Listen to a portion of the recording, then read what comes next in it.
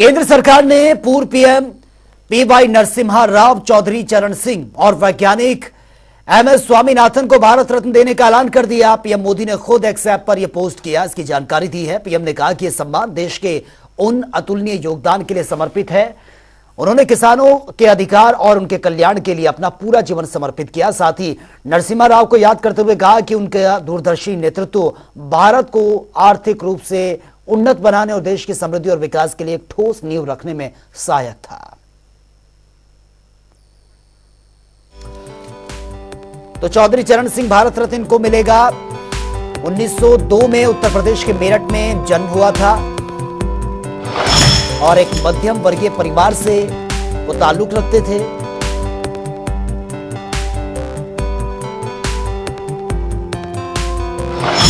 और कानून में प्रशिक्षित गाजियाबाद से अपने पेशे की शुरुआत उन्होंने की थी।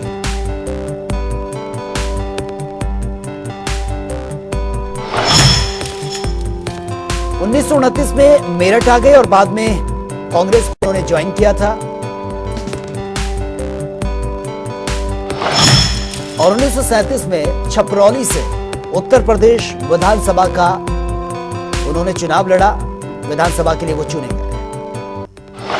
1970 में कांग्रेस समर्थन से प्रदेश के मुख्यमंत्री बने।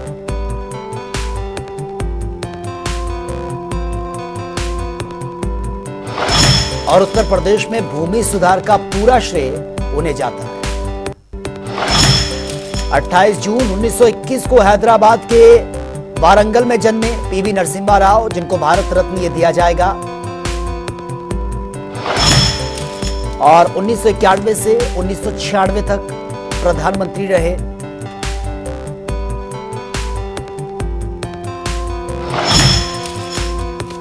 और देश के 90 प्रधानमंत्री थे नरसिम्हा राव।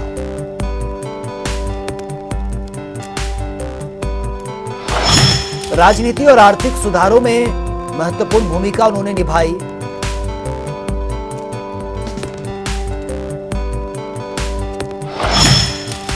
पीवी नरसिम्हा राव कई दशकों तक उल्लेखनीय राजनीतिक करियर उनका रहा है।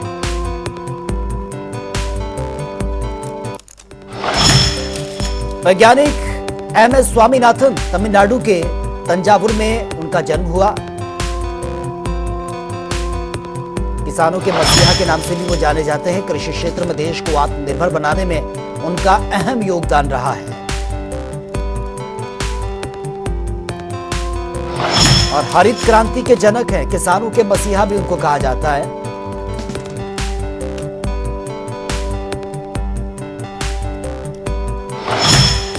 खाद्य पुरस्कारों से भी वो सम्मानित हो चुके हैं।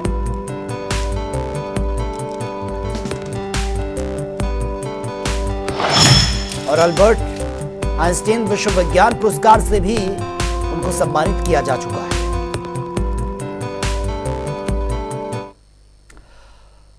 देश के पूर्व प्रधानमंत्री और किसानों के मसीहा चौधरी चरण सिंह को भारत रत्न देने के ऐलान के बाद बीजेपी प्रदेश अध्यक्ष भूपेंद्र चौधरी समेत तमाम प्रदेश पदाधिकारी विधानसभा पहुंचे हैं, जहां पर उन्होंने चौधरी चरण सिंह की प्रतिमा पर माल्यार्पण किया।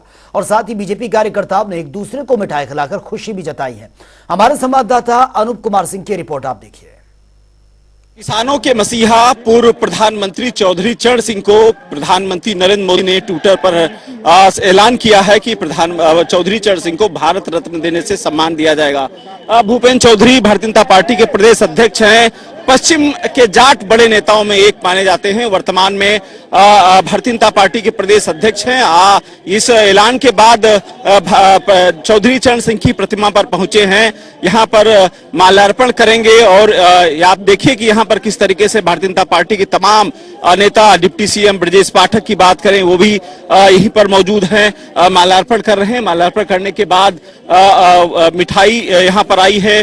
तमाम जो भारतीय जनता पार्टी के नेता हैं वो काफी खुशी का इजहार कर रहे हैं और आप देखिए किस तरीके से इस कार्यक्रम को लोग मना रहे हैं।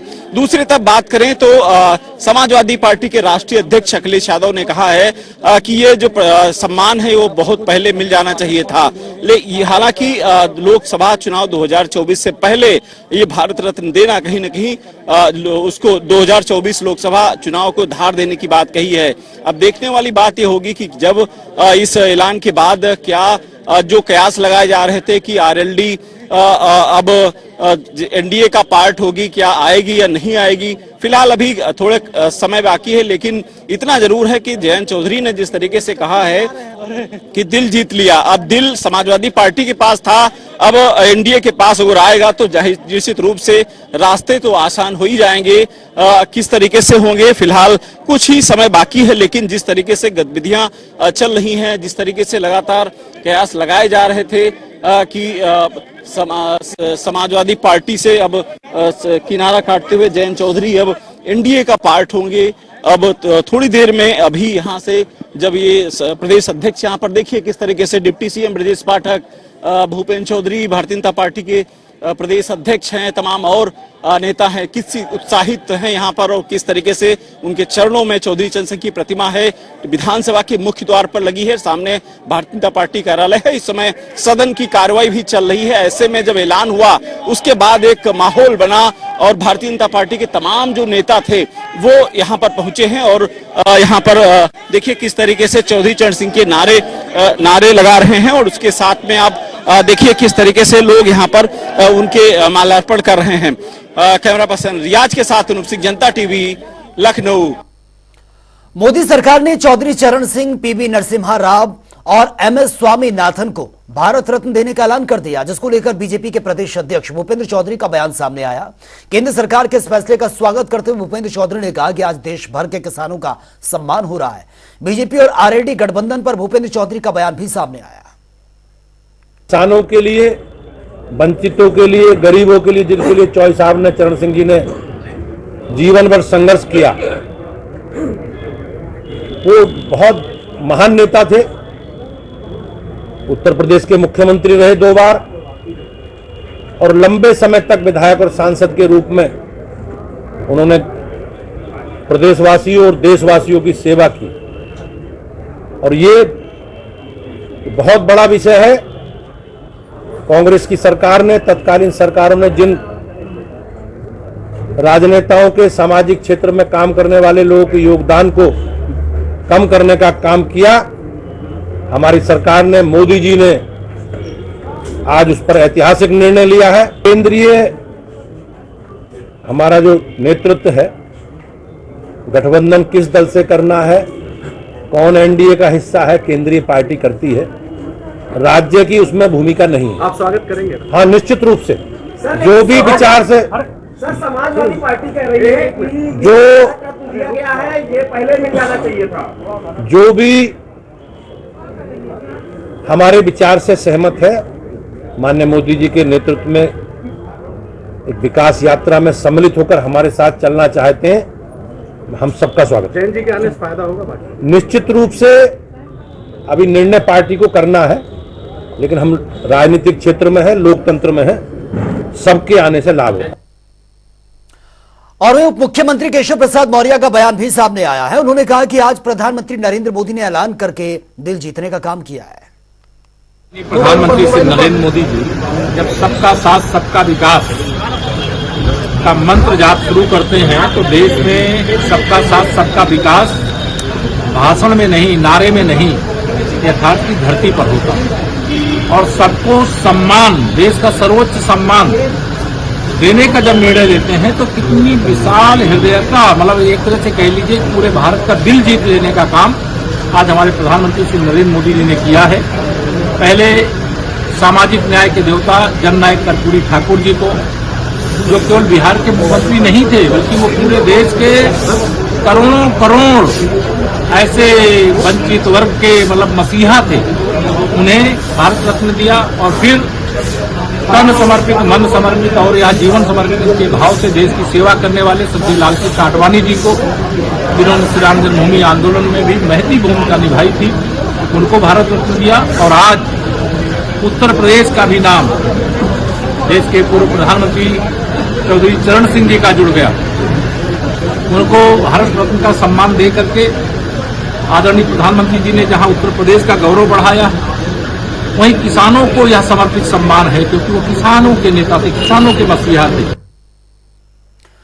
और भी राष्ट्रीय लोकदल के प्रवक्ता रोहित अग्रवाल ने भारत सरकार का आभार जताते हुए कहा कि किसानों के मसीहा चौधरी चरण सिंह को भारत रत्न देना न केवल उनका सम्मान है, बल्कि देश के किसानों का भी यह सम्मान है।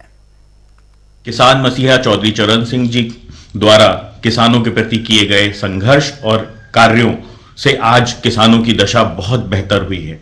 किसानों के प्रति निरंतर समर्पित रहने और किसानों को आगे ले जाने के लिए जो एक मार्गदर्शन उन्होंने किया था, आज भी वो विकसित भारत को आगे बढ़ाने के लिए काम कर रहा है। चौधरी चरण सिंह जी द्वारा जो किताबें लिखी गई थी, आज भी वो युवाओं के लिए कहीं ना कहीं प्रेरणा बनके कार्य कर रही हैं। चौधरी चरण सिंह जी को भारत रत्न देना एक बहुत ही सुनहरा अवसर है, एक बहुत ही सुनहरा कृत्य है।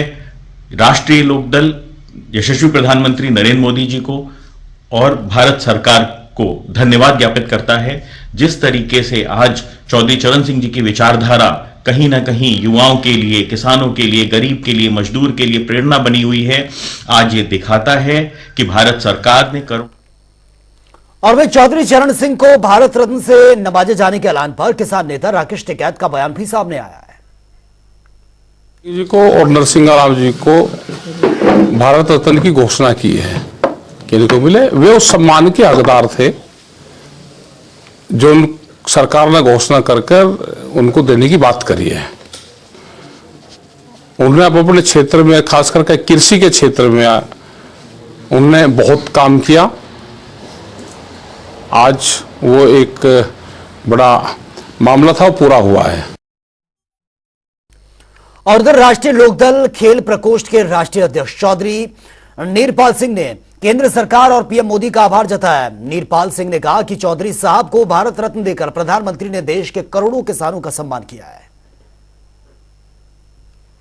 कि हमारे देश के पूर्व प्रधानमंत्री श्रद्धेय चौधरी चरण सिंह किसानों के मसीहा, देश के सबसे बड़े किसान नेता, महान नेता को आज केंद्र सरकार ने जो भारत रत्न से नवाजा है, इसकी जितनी सराहना की जाए उतनी कम है। आज हमें महसूस दिया है कि आज देश के 80 करोड़ किसानों का सम्मान लौटा है और देश के 80 करोड़ किसानों का सम्मान बढ़ा है, क्योंकि पूरे देश के नेता थे चौधरी चरण सिंह। और हमेशा चौधरी चरण सिंह जी ने किसानों की, मजदूरों की, गरीबों की, मजलूमों की हमेशा लड़ाई लड़ी और उनको न्याय देने का काम करा। वो देश के सबसे बड़े पद पर प्रधानमंत्री रहते हुए, प्रदेश के मुख्यमंत्री रहते हुए उन्होंने किसानों के लिए उनका बड़ा योगदान रहा है और आज हम अपने आप को बड़ा गौरवान्वित महसूस कर रहे हैं। और चलिए खबरों में आगे बढ़ेंगे। इस वक्त की बड़ी खबर के साथ कानपुर देहात से यह बड़ी खबर सामने आ रही है। पुलिस को बड़ी सफलता मिली है। किसान की हत्या का पुलिस ने खुलासा कर दिया। 2 सगे भाइयों को पुलिस ने पकड़ा है और दोनों आरोपियों को फिलहाल जेल भेज दिया गया है। 25 जनवरी को इस घटना को अंजाम दिया गया था, जहां पर किसान की निर्मम हत्या की गई थी।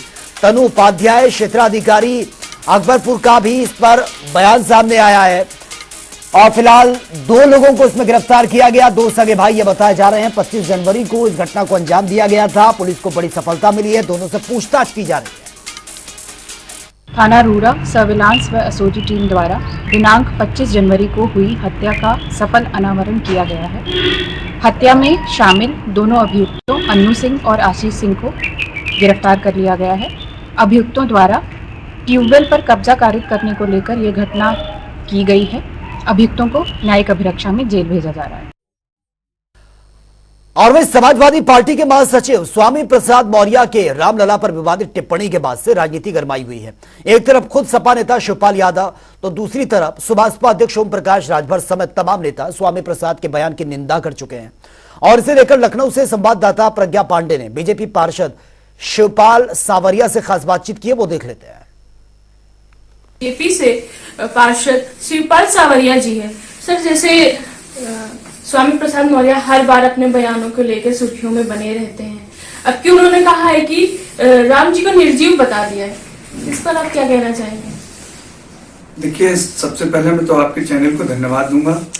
और स्वामी प्रसाद मौर्य जी की बात कहूं तो वो एक मानसिक विक्षिप्त व्यक्ति नजर आते हैं मुझे। जब भी मैं उनको देखता हूं सोशल मीडिया पे या पत्रकारों से बात करते हुए, मुझे लगता है कि वो व्यक्ति मानसिक संतुलन खो चुके हैं और शायद इसीलिए वो इस तरह के नकल बयान देते हैं। और जहां तक रही बात भगवान श्री राम की, तो आज देश ही नहीं पूरा विश्व राममय है और उसमें एक दो ऐसे लोग जो राक्षसी प्रवृत्ति के लोग हैं, उनके बारे में क्या कहें, समय उनका जवाब देगा और आने वाले चुनाव में उनको जवाब भी मिलेगा इसका। सर, उन्होंने ये भी कहा है कि ये पूरा प्राण प्रतिष्ठा का कार्यक्रम पूरा आरएसएस और बीजेपी ही करता है। देखिए, भारतीय जनता पार्टी विश्व की सबसे बड़ी पार्टी है, ठीक है, और संघ परिवार राम मंदिर के निर्माण में अग्रणी भूमिका में रहा। तो अगर सरकार हमारी है और प्रधानमंत्री नरेंद्र मोदी जी के अलावा किसी में ये कुव्वत नहीं है कि वो इस तरह के बड़े काम कर सके, तो अगर हम श्रेय ले रहे हैं तो उसमें क्या गलत कर रहे हैं। भारतीय जनता पार्टी की सरकार है, हमारी केंद्र में सरकार है, हमारी राज्य में सरकार है, तो अगर वहां कोई कार्यक्रम होगा तो वहां योगी जी नहीं जाएंगे तो क्या अखिलेश यादव जाएंगे, और मोदी जी नहीं जाएंगे तो क्या राहुल गांधी जी जाएंगे। तो वो लोग जो विकसित लोग हैं वो उनकी सोच यही है। लेकिन आज पूरे देश में भगवान श्री राम की आस्था, उनके आचरण और भव्य राम मंदिर के निर्माण में जब जो 500 सालों की अथक प्रयास, जिसमें बहुत सारे लोगों ने अपने प्राणों की बलि दी, बहुत सारे लोगों ने अपना जीवन कठिन बनाया, लोगों ने अपना पैसा लगाया, अपना जीवन अस्त व्यस्त किया। आज वो लोग यहाँ पे नहीं है, लेकिन हम लोग सौभाग्यशाली हैं, आप भी सौभाग्यशाली हैं कि आज हम उस समय को देख रहे हैं जिसके लिए 500 वर्षों से प्रयास हो रहा था। तो मैं मोदी जी को धन्यवाद दूंगा आपके चैनल के माध्यम से कि उन्होंने एक ऐसा कारनामा किया जिससे विश्व की नजर अयोध्या पे है। आज अयोध्या नगरी वो अयोध्या नहीं है, आज भव्य अयोध्या है, अद्भुत अयोध्या है, जहां पे आप जा करके आपको ये महसूस होगा कि हम राम नगरी में हैं। ये रही हमारी कुछ खास बातचीत। मैं प्रज्ञा पांडे, कैमरामैन आशीष के साथ। और लखनऊ की रॉयल बार एसोसिएशन का चुनाव 17 फरवरी को यह होना है, जिसका ऐलान ये हो चुका है। वहीं ताज लखनऊ में महासचिव के पद पर महेंद्र प्रताप सिंह ने अपना नामांकन दाखिल करवा दिया और इस दौरान महेंद्र प्रताप सिंह के साथ तमाम सहयोगी उनके साथ मौजूद थे। वहीं महेंद्र प्रताप सिंह ने बताया कि अगर सहयोगी महासचिव के पद पर विजयी बनाने का यह मौका देंगे तो अधिवक्ताओं के हित में वो जरूर काम करेंगे।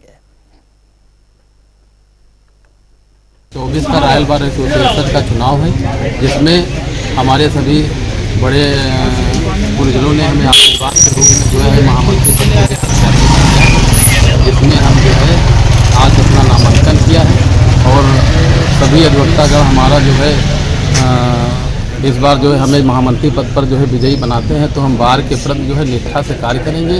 जो भी अधिवक्ताओं की समस्याएं हैं उन पर तत्काल विचार करके उनका समाधान करेंगे, समाधान करके अपनी बार और बेंच का जो है समन्वय बनाए रखेंगे और अपनी बार को जो है ऊंचे उस पर ले जाएंगे, काफ़ी जो है गरिमा पायदान पे ले जाएंगे, बार की गरिमा बनाते हुए उसके लिए सतत प्रयत्न रहेंगे। सबका आभार है। और वे गोरखपुर परिवहन निगम ने माघ मेले में प्रयागराज जाने वाले श्रद्धालुओं के लिए खास व्यवस्था की है। परिवहन निगम ने एक साथ 50 लोगों के ग्रुप में रोडवेज बस बुक करने की व्यवस्था की है, जिसकी कीमत करीब 28,000 रुपए रखी गई है। देखिए, माघ मेले में हम लोगों ने इस पर विशेष तौर पे ये भी किया है कि जो यात्री अगर कोई ग्रुप में जाना चाहते हैं, बसेस हमारी बुक करके जाना चाहते हैं, तो हम लोग बसेस बुकिंग की भी सुविधा हम लोग प्रोवाइड कर रहे हैं। उसमें हम लोगों ने इसका जो हमारा रेट है वो 27,808 रुपए है। कोई भी जमा करके बसें बुक करा सकता है।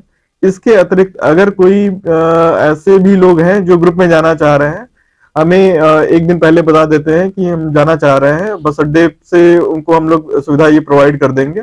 उसमें बुकिंग नहीं करानी पड़ेगी, केवल जो बस अड्डे के इंचार्ज या ARM है उनको वो बता दें कि हमारे इतने लगभग 50 लोगों का ग्रुप है, तो हम लोग उनके लिए विशेष तौर पे उनके समय से बस उपलब्ध करा देंगे। और फिजी के प्रतिनिधि मंडल ने रामलला का दर्शन किया। इससे पहले फिजी के उप प्रधानमंत्री दीवान प्रसाद ने अयोध्या एयरपोर्ट पर कहा कि ब्रिटिश काल में जब हमारे पूर्वज फिजी गए तो वो भारत से रामायण और गीता अपने साथ लेकर गए और आज भी फिजी में रामायण का पाठ होता है, दीपावली भी मनाई जाती है। फिजी में हमारे जो भारतीय मूल के लोग इंडेंचर सिस्टम जब ब्रिटिश राज में उनको फिजी ले जाया गया था, जैसे मॉरिशस, ट्रिनिडाड, गियाना, सूरीनाम, तो हमारे लोग अपने रामायण और गीता को लेकर साथ गए थे। तो रामायण की जो प्रचार प्रसार फिजी में हमारे जो हिंदू समाज के लोग हैं उसमें बहुत विशेष रूप से वो हमारी पहचान बनी है। और वहाँ आज भी फिजी में छोटी छोटी जो रामायण मंडलियां हैं, मंदिरें जो हैं, वहाँ पर श्री राम की रामायण की जो पाठ है वो विशेष होती है। और अयोध्या श्री राम की जन्मभूमि की जब बात आती है तो हमारे जो हिंदू धर्म के मानने वाले लोग, सनातन धर्म के मानने वाले लोग, उनके दिल और दिमाग में लहसुन की कीमतें आसमान छू रही हैं। बाजारों में लहसुन 500 रुपए से 600 रुपए किलो तक बिक रहा है। कई जगहों पर लहसुन के भाव 600 भी क्रॉस कर चुके हैं और ऐसे में घर के जो बजट हैं उसके साथ स्वाद भी बिगड़ रहा है। हालांकि व्यापारियों की माने तो इस बार लहसुन की उपज कम हुई है और ऐसे में इसकी कीमत का बढ़ना यह तय है। लखनऊ से संवाददाता प्रज्ञा पांडे की रिपोर्ट आप देखिए। अगर आप लहसुन के शौकीन हैं तो आपको अपनी जेब कुछ ज्यादा ढीली करनी पड़ेगी, क्योंकि अब स्वाद बढ़ाने वाला लहसुन अब आसमान छू रहा है। जी हाँ, 100 से 200 में बिकने वाला लहसुन अब 400-500 रुपए किलो के हिसाब से बिक रहा है, जिसको लेकर मार्केट में बहुत गर्मी मची हुई है। चलिए आइए दुकानदारों से बढ़ती कीमतों के बारे में कुछ जानते हैं और उनकी बिक्री के बारे में जानते हैं, क्या कुछ असर पड़ा है उनकी बिक्री पर।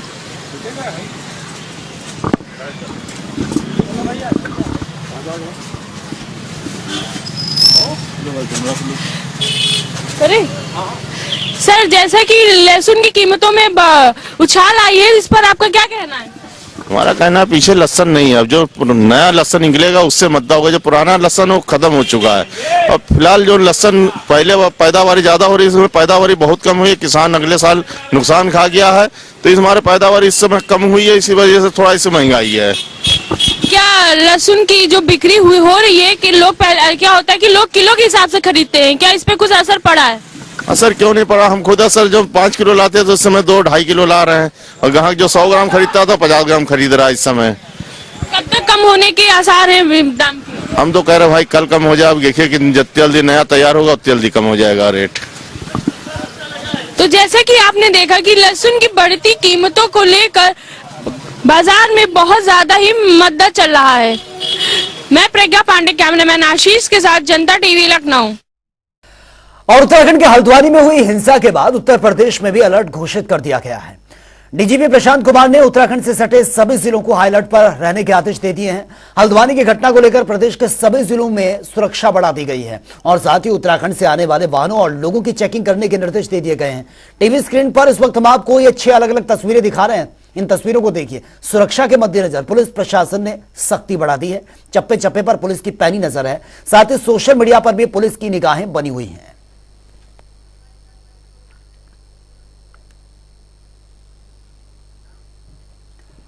तो फिलहाल इस बुलेटिन में मेरे साथ इतना ही।